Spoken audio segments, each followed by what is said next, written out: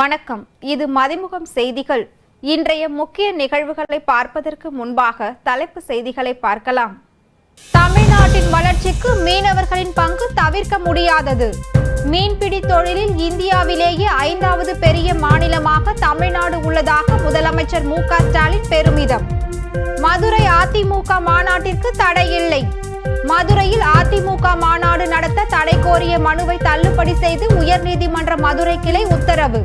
காவிரி நீர் தொடர்பான வழக்கை அவசர வழக்காக விசாரிக்க தமிழ்நாடு அரசு உச்சநீதிமன்றத்தில் முறையீடு.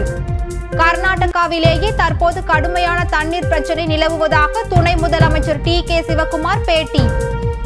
கலைஞர் மகளிர் உரிமை தொகை திட்டம் இன்று முதல் 20ஆம் தேதி வரை 3 நாட்கள் விண்ணப்பிக்கலாம் என தமிழக அரசு உத்தரவு. இன்று முதல் 20ஆம் தேதி வரை விண்ணப்பிக்கலாம். குரூப் 4 தேர்வில் 2ஆம் கட்ட கலந்தாய்வுக்கான தேதி அறிவிப்பு. 21ஆம் தேதி முதல் அடுத்த மாதம் 11ஆம் தேதி வரை நடைபெற உள்ளதாக அரசு பணியாளர் தேர்வகம் தகவல். விரிவான செய்திகள். தமிழ்நாட்டின் வளர்ச்சிக்கு மீனவர்களின் பங்கு தவிர்க்க முடியாது என முதலமைச்சர் மு.க.ஸ்டாலின் தெரிவித்துள்ளார். மதுரை மற்றும் ராமநாதபுரத்திற்கு 2 நாள் பயணம் மேற்கொண்டுள்ள முதலமைச்சர் மு.க.ஸ்டாலின் இன்று ராமநாதபுரத்தில் நடைபெறும் மீனவர் நல மாநாட்டில் கலந்து கொள்ள சென்ற போது பொதுமக்களும் கட்சி நிர்வாகிகளும் வழி நெடுகிலும் திரண்டு நின்று முதலமைச்சருக்கு உற்சாக வரவேற்பு அளித்தனர். இதனை அடுத்து மீனவர் நல மாநாட்டில் முதலமைச்சர் மு.க.ஸ்டாலின் கலந்து கொண்டு மீனவர்களுக்கு இலவச வீட்டுமனை பட்டா, தடைக்கால நிவாரணம் மற்றும் மானிய டீசல் அதிகரிப்பு குறித்த அறிவிப்புகளை வெளியிட்டார். பின்னர் நிகழ்ச்சியில் பேசிய முதலமைச்சர், மீன்பிடி தொழிலில் இந்தியாவிலேயே 5வது பெரிய மாநிலம் தமிழ்நாடு உள்ளதாக தெரிவித்தார். தமிழ்நாட்டின் வளர்ச்சிக்கு மீனவர்களின் பங்கு தவிர்க்க முடியாதது என கூறிய அவர், மீனவர்களுக்காக திமுக அரசு ஏராளமான திட்டங்களை செய்துள்ளதாக தெரிவித்தார். மீனவர்களுக்கு மானிய விலையில் மண்ணெண்ணெய் கருணாநிதி ஆட்சி காலத்தில் வழங்கப்பட்டதாக குறிப்பிட்ட முதலமைச்சர், மீன்பிடி தடைக்கால உதவித் தொகையை உயர்த்தி உள்ளதாக அறிவித்தார். காணாமல் போன மீனவர்களின் குடும்பங்களுக்கான தினசரி உதவித்தொகை உயர்த்தப்பட்டுள்ளதாக தெரிவித்த அவர், கடல் மீனவர்களுக்கு சேமிப்பு மற்றும் நிவாரண திட்டத்தை செயல்படுத்தி வருவதாகவும், கடல் மீனவ மகளிர் சேமிப்பு மற்றும் நிவாரண திட்டம் நடைமுறையில் உள்ளதாகவும் தெரிவித்தார். பாஜக ஆட்சியில் தமிழக மீனவர்கள் மீது இலங்கை கடற்படை நடத்தும் அடக்குமுறை அதிகரித்துள்ளதாக குறிப்பிட்ட முதலமைச்சர், எங்கெங்கு தூண்டில் வளைவுகள் சாத்தியமோ அங்கெல்லாம் தூண்டில் வளைவுகள் அமைக்க பணிகள் தொடங்கப்படும் என்று கூறினார். முன்னதாக ராமேஸ்வரம் பேய்கரும்பில் உள்ள முன்னாள் குடியரசுத் தலைவர் அப்துல் கலாம் நினைவிடத்தில் முதலமைச்சர் மு.க.ஸ்டாலின் மலர் தூவி மரியாதை செலுத்தினார். மதுரையில் அதிமுக மாநாடு நடத்த தடை கோரிய மனுவை தள்ளுபடி செய்து உயர்நீதிமன்ற மதுரை கிளை உத்தரவிட்டுள்ளது.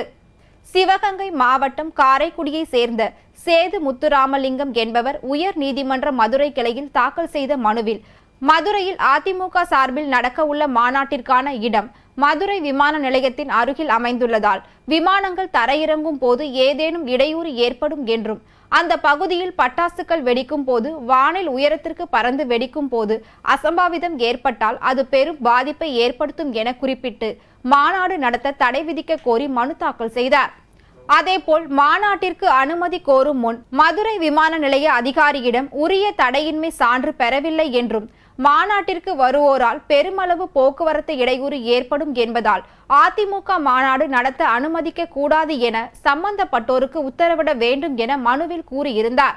இவ்வழக்கை விசாரித்த உயர்நீதிமன்ற மதுரை கிளை, மதுரையில் நடைபெற உள்ள அதிமுக மாநாட்டிற்கு தடை விதிக்க கோரி தாக்கல் செய்யப்பட்ட மனுவை தள்ளுபடி செய்து உத்தரவிட்டுள்ளது. மேலும் விமான நிலையம் அருகே மாநாடு நடைபெறுவதால் பட்டாசுகள் முதலியவற்றால் ஆபத்து இருக்கும் என கூறி மனு தாக்கல் செய்த நிலையில் கடைசி நேரத்தில் மனு தாக்கல் செய்து விளம்பரம் தேட வேண்டாம் என்றும் நீதிபதிகள் சாடினர். காவிரி நீர் தொடர்பான வழக்கை அவசர வழக்காக விசாரிக்க தமிழ்நாடு அரசு உச்சநீதிமன்றத்தில் முறையீடு செய்துள்ளது. தமிழ்நாடு அரசு சார்பில் உச்சநீதிமன்ற தலைமை நீதிபதி அமர்வில் மூத்த வழக்கறிஞர் முகுல் ரோத்தகி அவசர வழக்காக விசாரிக்க கோரி முறையிட்டுள்ளார். தண்ணீர் இல்லாமல் பயிர் கருகி வருவதால் காவிரியில் வினாடிக்கு 24,000 கன அடி தண்ணீர் திறக்க கோரி தமிழ்நாடு அரசு இடையீட்டு மனு தாக்கல் செய்திருந்தது. இந்நிலையில் தமிழக அரசு தாக்கல் செய்துள்ள இடையீட்டு மனுவை அவசர வழக்காக விசாரிக்க கோரி முறையீடு செய்யப்பட்டுள்ளது. அப்போது பட்டியலில் இணைக்கப்படாமல் முறையீட்டை எவ்வாறு ஏற்பது என உச்சநீதிமன்றம் தலைமை நீதிபதி கேள்வி எழுப்பியுள்ளார். இதையடுத்து முறையீட்டு பட்டியலில் இணைக்க பதிவாளரிடம் கோரிக்கை வைக்க அறிவுறுத்தப்பட்டுள்ள நிலையில் ஜூன் ஜூலை வரை தமிழ்நாட்டிற்கு திறந்துவிட வேண்டிய 28.8 டிஎம்சி தண்ணீர் திறந்துவிட கோரிக்கை வைக்கப்பட்டுள்ளது. இதனிடையே தமிழகத்திற்கு தண்ணீர் வழங்கும் முடிவை காவிரி மேலாண்மை ஆணையம் மறுபரிசீலனை செய்ய வலியுறுத்தப் போவதாக கர்நாடக நீர்வளத்துறை அமைச்சர் டி.கே. சிவக்குமார் தெரிவித்துள்ளார். பெங்களூருவில் செய்தியாளர்களை சந்தித்த அமைச்சர் டி.கே. சிவக்குமார் கர்நாடகாவிலேயே தற்போது கடுமையான தண்ணீர் பிரச்சினை நிலவுவதாக தெரிவித்தார். மழை குறைவாக இருப்பதால் தண்ணீர் பற்றாக்குறையை எதிர்கொள்வதாக தெரிவித்த அவர், கர்நாடகாவில் குடிநீர் கிடைப்பதில் சிக்கல் ஏற்படும் என்பதால் தமிழகத்திற்கு தண்ணீர் திறக்கும் முடிவை மறுபரிசீலனை செய்ய வலியுறுத்துவோம் என டி.கே. சிவக்குமார் தெரிவித்துள்ளார்.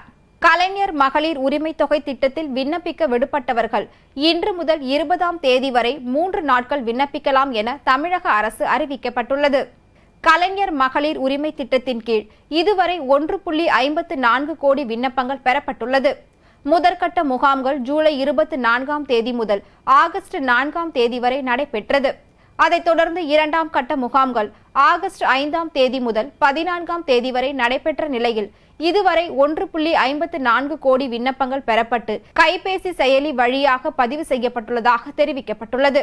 இந்நிலையில் கலைஞர் மகளிர் உரிமை தொகை திட்டத்தில் விண்ணப்பிக்க விடுபட்டவர்களுக்கு தமிழ்நாடு அரசு மீண்டும் வாய்ப்பு வழங்கியுள்ளது.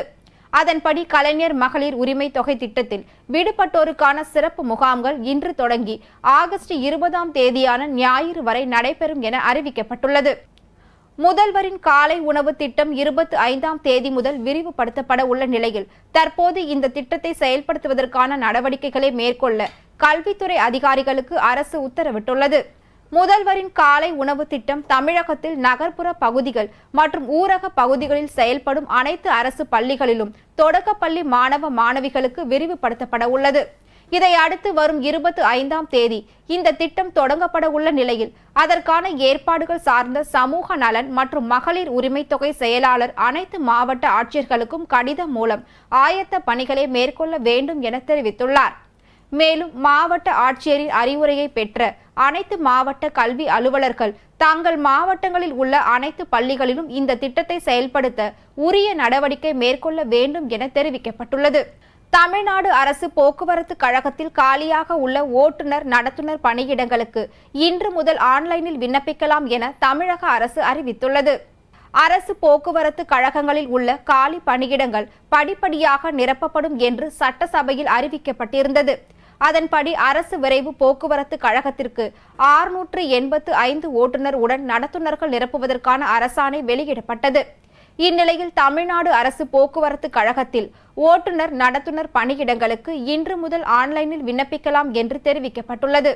அதன்படி www.arasubus.tn.gov.in என்ற இணையதளம் மூலம் அரசு விரைவு போக்குவரத்து கழகத்தில் ஓட்டுநர் உடன் நடத்துனர் பதவிக்கு தகுதி உள்ளவர்கள் இன்று பிற்பகல் 1 மணி முதல் செப்டம்பர் 18ஆம் தேதி பிற்பகல் 1 மணி வரை விண்ணப்பிக்கலாம் என்றும் தெரிவிக்கப்பட்டுள்ளது. தகுதி பெறும் விண்ணப்பதாரர்கள் எழுத்து தேர்வு, ஓட்டுநர் உடன் நடத்துனர் திறன் தேர்வு மற்றும் நேர்காணல் ஆகியவற்றின் அடிப்படையில் தேர்வு செய்யப்படுவார்கள் என அறிவிக்கப்பட்டுள்ளது. குரூப் 4 தேர்வில் தேர்வானவர்களுக்கு 2ஆம் கட்ட கலந்தாய்வுக்கான தேதியை அரசு பணியாளர் தேர்வாணையம் அறிவித்துள்ளது. தமிழ்நாட்டில் அரசு துறைகளில் காலியாக இருக்கும் பணியிடங்கள் TNPSC மூலம் நிரப்பப்பட்டு வருகிறது. அந்த வகையில் கிராம நிர்வாக அலுவலர், இளநிலை உதவியாளர், தட்டச்சர், குறுக்கெழுத்து தட்டச்சர், தண்டலர் உள்ளிட்ட பணியிடங்களுக்கு தமிழ்நாடு அரசு பணியாளர் தேர்வாணையம் குரூப் 4 தேர்வு மூலம் ஆட்களை தேர்வு செய்து வருகிறது. கடந்த ஆண்டு குரூப் 4 பிரிவில் காலியாக உள்ள 7301 இடங்களை நிரப்ப கடந்த ஆண்டு ஜூலை 24ஆம் தேதி தேர்வு நடைபெற்ற நிலையில் தேர்வு முடிவுகள் கடந்த மார்ச் மாதம் வெளியிடப்பட்டது. இருப்பினும் பணியிடங்கள் நிரப்பப்படாமல் இருந்த நிலையில் பணியிடங்களுக்கான எண்ணிக்கை 10,117ஆக உயர்த்தி தமிழ்நாடு அரசு உத்தரவிட்டது. இந்நிலையில் குரூப் 4 தேர்வில் அடங்கிய 3,373 தட்டச்சர் பதவிக்கான மூல சான்றிதழ்கள் சரிபார்ப்பு மற்றும் கலந்தாய்வு வரும் 21ஆம் தேதி முதல் அடுத்த மாதம் 11ஆம் தேதி வரை நடைபெற உள்ளதாக அரசு பணியாளர் தேர்வாணையம் அறிவித்துள்ளது. அதேபோல் 1079 சுருக்கெழுத்து தட்டச்சர் பதவிக்கான சான்றிதழ்கள் சரிபார்ப்பு மற்றும் கலந்தாய்வு நவம்பர் 20ஆம் தேதி முதல் 26ஆம் தேதி வரை நடைபெறும் என்றும் தெரிவிக்கப்பட்டுள்ளது. ராகுல் காந்தியின் லடாக் சுற்றுப்பயணம் ஆகஸ்ட் 25ஆம் தேதி வரை நீட்டிக்கப்பட்டுள்ளதாக தெரிவிக்கப்பட்டுள்ளது. ஆகஸ்ட் 20ஆம் தேதி பாங்காங் ஏரியில் ராகுல் காந்தி கொண்டாட உள்ளதால் அவரது லடாக் பயணம் ஆகஸ்ட் 25ஆம் தேதி நீட்டிக்கப்பட்டுள்ளதாக கூறப்படுகிறது. ஆகஸ்ட் 25ஆம் தேதி 30 உறுப்பினர்களை கொண்ட லடாக் தன்னாட்சி மலை மேம்பாட்டு கவுன்சில் கார்கில் தேர்தல் கூட்டத்தில் அவர் பங்கேற்கிறார். செப்டம்பர் 10ஆம் தேதி நடைபெற உள்ள கார்கில் கவுன்சில் தேர்தலில் பாரதிய ஜனதா கட்சிக்கு எதிராக காங்கிரஸ் மற்றும் தேசிய மாநாடு கட்சிகள் தேர்தலுக்கு முந்தைய கூட்டணியை உருவாக்கியுள்ளன. இதனால் ராகுல் காந்தி இந்த இடைப்பட்ட நாட்களில் கார்கில் நினைவிடத்திற்கு சென்று அங்கு உரையாட இருக்கிறார். மேலும் அவர் லேவில் கால்பந்து போட்டியையும் பார்ப்பார் என்று கூறப்படுகிறது. ராகுல் கல்லூரி நாட்களில் கால்பந்து வீரராக இருந்துள்ளார் என்பதும் குறிப்பிடத்தக்கது. சந்திராயன் 3 விண்கலத்தில் இருந்து தனியாக பிரிக்கப்பட்ட விக்ரம் லேண்டரின் உயரம் இன்று குறைக்கப்படுகிறது. இந்திய விண்வெளி ஆராய்ச்சி மையமான இஸ்ரோ நிலவின் தென் துருவத்தை ஆய்வு செய்வதற்காக சந்திராயன் 3 விண்கலத்தை வடிவமைத்தது. LVM-3M4 ராக்கெட் மூலம் சந்திராயன் 3 விண்கலம் கடந்த மாதம் 14ஆம் தேதி மதியம் 2:35 மணி 17 வினாடிக்கு ஸ்ரீஹரிகோட்டாவில் உள்ள சதீஷ் தவான் விண்வெளி ஆய்வு மையத்தில் இருந்து 2வது ஏவுதளத்தில் இருந்து ஏவப்பட்டது. பூமியில் இருந்து 3.84 லட்சம் கிலோமீட்டரில் உள்ள நிலவை அடைய சந்திராயன் விண்கலத்திற்கு 40 நாட்கள் ஆகும். நிலவில் தரையிறங்கிய பின்னர் நிலவின் தென்பகுதியில் 14 நாட்கள் ஆய்வு மேற்கொள்ளும் வகையில் சந்திராயன் 3 விண்கலம் வடிவமைக்கப்பட்டுள்ளது. பூமியின் சுற்றுவட்ட பாதை நிலவின் சுற்றுவட்ட பாதைக்கு உயர்த்தும் முக்கிய பணி கடந்த 5ஆம் தேதி இரவு மேற்கொள்ளப்பட்டது. அதன் பின்னர் சந்திராயன் 3 விண்கலம் நிலவின் நீள்வட்ட பாதையில் சுற்றத் தொடங்கியது. இந்நிலையில் சந்திராயன் 3 விண்கலத்தினை உந்துவிசை கலன் மற்றும் லேண்டர் நேற்று தனியாக பிரிக்கப்பட்டது. விண்கலத்தில் இருந்து உந்துவிசை கலன் மற்றும் லேண்டர் பிரிக்கப்பட்டு நிலவின் மேற்பரப்பில் நிலை நிறுத்தப்பட்டுள்ளது. இந்த நிலையில் விக்ரம் லேண்டரின் உயரம் இன்று குறைக்கப்படும் என்று இஸ்ரோ தெரிவித்துள்ளது. நீட் தேர்வு மசோதாவிற்கு எதிராக கவர்னர் ஆணவமாக பேசுவது நியாயமா என்று சபாநாயகர் அப்பாவு கேள்வி எழுப்பியுள்ளார். விரைவில் நாடாளுமன்ற தேர்தல் நடைபெற உள்ளது. அப்போது ஆட்சி மாற்றம் ஏற்படலாம். அந்த நம்பிக்கையில்தான் ஆட்சி மாற்றமே நீட் தேர்வுக்கு விடிவு என்று முதலமைச்சர் மு.க.ஸ்டாலின் கூறியுள்ளார். நாடு முழுவதுமே ஆட்சி மாற்றத்தை மக்கள் எதிர்பார்த்து உள்ளனர். அது நிறைவேறும். பெற்றோர்கள் நீட் தேர்வு வேண்டாம் என்று சொல்லும் போது அதன் நன்மை தீமைகளை கவர்னர் ஆய்வு செய்து விளக்கி கூறலாம். மாறாக ஆணவத்தில் நான் கையெழுத்திட மாட்டேன் என்று கூறுவது தேவையில்லாதது. தனக்கு என்ன அதிகாரம் இருக்கிறது, தன்னால் என்ன செய்ய முடியும் என்பதை கூட கவர்னர் புரிந்து கொள்ளாமல் இருக்கிறார். தமிழக சட்டமன்றத்தில் நீட் தேர்வு விலக்கு மசோதாவிற்கு பாஜக உறுப்பினர்கள் 4 பேரை தவிர மற்ற அனைவருமே ஆதரித்து பேசி தீர்மானம் நிறைவேற்றப்பட்டது. எதிர்க்கட்சி தலைவரும் நீட் தேர்வு தேவையில்லை என்று ஆதரித்து பேசினார். தற்போது ஜனாதிபதியின் பரிசீலனையில் உள்ள நீட் தேர்வு விலக்கு மசோதாவிற்கு கவர்னர் கையெழுத்திட மாட்டேன் என்று ஆணவமாக கூறுவது நியாயமா என்று எனக்கு தெரியவில்லை. மக்கள்தான் பதில் சொல்ல வேண்டும் என்று அவர் இவ்வாறு கூறினார். வேலூரில் கல்லூரி மாணவர்களுக்கு கஞ்சா விற்பனை செய்து வந்த இளைஞரை காவல்துறையினர் கைது செய்தனர். வேலூர் மாவட்டம் குடியாத்தம் பகுதியில் உள்ள அரசினர் திருமகள் ஆலை கல்லூரியின் மைதானத்தில் இருசக்கர வாகனத்தில் வைத்து கல்லூரி மாணவர்களுக்கு கஞ்சா விற்பனை செய்வதாக காவல்துறையினருக்கு ரகசிய தகவல் கிடைத்தது. தகவலின் அடிப்படையில் விரைந்து சென்ற காவல்துறையினர் கஞ்சா விற்பனையில் ஈடுபட்ட நபரை கைது செய்து விசாரணை மேற்கொண்டதில் அவர் குடியாத்தம் அடுத்த கூட்ரோடு பகுதியை சேர்ந்த அஜித்குமார் என்பதும் குடியாத்தம் பகுதியில் இருசக்கர வாகனத்தில் கல்லூரி மாணவர்களுக்கு கஞ்சா விற்பனை செய்வதும் தெரிய வந்தது.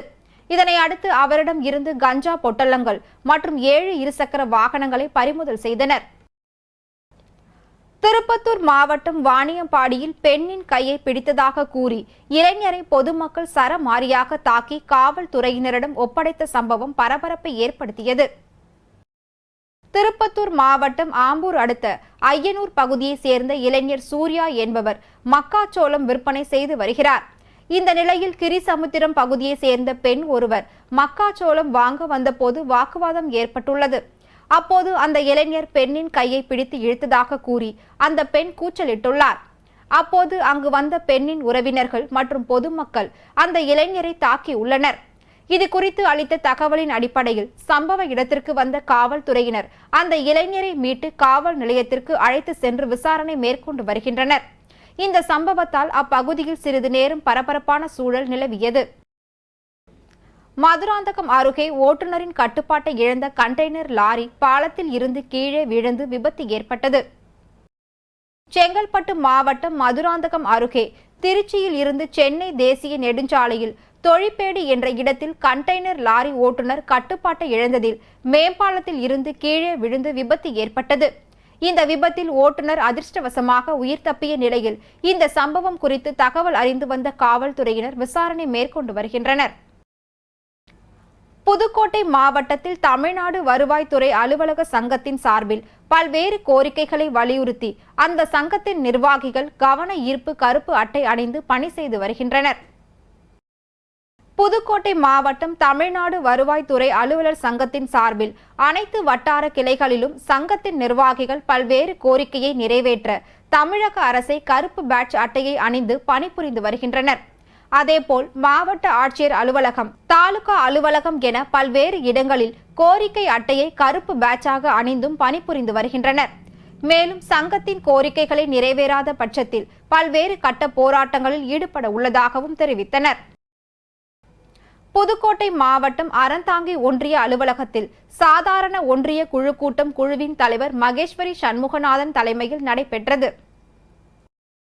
இந்த கூட்டத்தில் பேசிய நாகுடி திமுக ஒன்றிய குழு உறுப்பினர் நல்லதம்பி கூறும்போது, ஆவுடையார் கோவில் பகுதியில் இருந்து நாகுடி சுப்பிரமணியபுரம் வழியாக செல்லும் அரசு பேருந்து நிறுத்தப்பட்டுள்ளதால் பள்ளி மாணவ மாணவிகள் மிகவும் சிரமத்திற்கு ஆளாகி வருகின்றனர். குறிப்பாக ஒரே ஒரு அரசு பேருந்து மட்டும் செல்வதால் பள்ளி மாணவ மாணவிகள் முந்தி அடித்துக்கொண்டு பேருந்தில் பயணம் செய்யும் பொழுது கீழே விழுந்து விபத்துக்குள்ளாகி வருகின்றனர். ஆகவே நிறுத்தப்பட்ட பேருந்து மீண்டும் பள்ளிக்கு செல்லக்கூடிய நேரத்தில் இயக்க வேண்டும் என அவர் வலியுறுத்தினார்.